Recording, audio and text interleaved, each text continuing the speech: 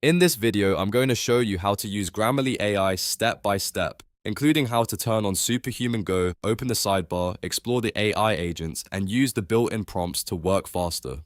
If you write emails, documents, or content online, this can save you a lot of time and help you improve your writing with less effort. And before we jump in, if this tutorial helps, make sure to hit like and subscribe for more easy software guides just like this one.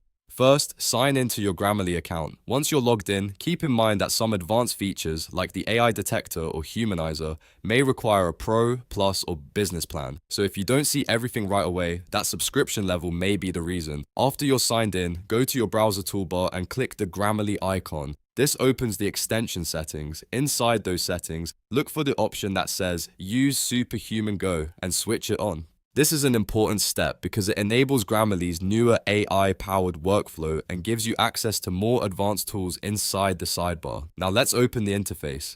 Grammarly works best on text-heavy sites like Google Docs or Gmail, so go to one of those first. Once you're on a page with a lot of text, move your cursor all the way to the right edge of the browser window. After a moment, a small tab should appear. Click that tab and the floating Grammarly panel will slide out from the side of your screen. If you don't see it immediately, just hover a little longer and make sure you're on a supported page. Once the panel is open, you'll notice a vertical toolbar on the far right side. This is where Grammarly separates its different AI agents and tools. Let's go through them one by one. First is Proofreader. Click this when you want traditional grammar, spelling, punctuation, and style suggestions. This is the familiar Grammarly experience most people already know, and it's still extremely useful for cleaning up writing quickly. Next is AI Detector. When you select this agent, Grammarly scans your text and estimates how much of it may have been written by AI. You'll usually see a percentage score, which can be helpful if you're reviewing content for originality or checking how natural a draft sounds.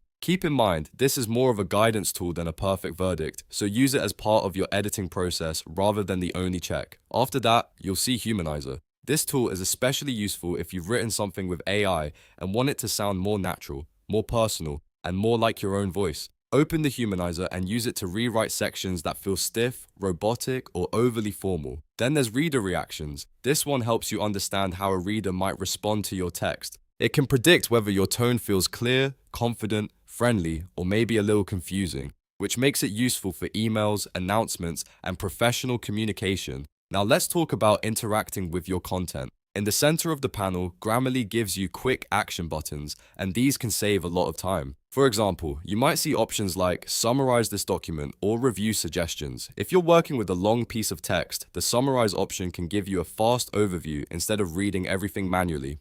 If you just want Grammarly to clean up your writing gun, the Review Suggestions button can help you move through edits faster. You can also use the Ask Go bar at the bottom of the panel for custom prompting. This is where Grammarly really starts to feel like an AI assistant instead of just a writing checker. For example, you can type something like, draft a reply to a technical support question, and Grammarly will generate text based on your instruction. You can also ask it to rewrite, simplify, expand, or change the tone of what you've already written. The more specific your prompt is, the better your result will usually be. Another useful feature is the history or clock icon at the top right of the panel. When you click it, you can view your previous prompts and sometimes return to earlier versions of your text. This is really helpful if you want to compare outputs, undo changes, or reuse a prompt that worked well before. A good workflow is to start with Proofreader, then use the AI tools for rewriting or summarizing, and finally check the tone with reader reactions before sending or publishing your text. That way, you're not just correcting grammar, you're improving the entire message. So to recap, you sign in, enable Superhuman Go, open the sidebar on a supported site, explore the agents like Proofreader, AI Detector, Humanizer, and reader reactions, then use quick actions and custom prompts to create and refine content faster. Grammarly AI can be a very powerful writing assistant once you know where everything is. If this video helped you out, please hit like and subscribe, and I'll see you in the next tutorial.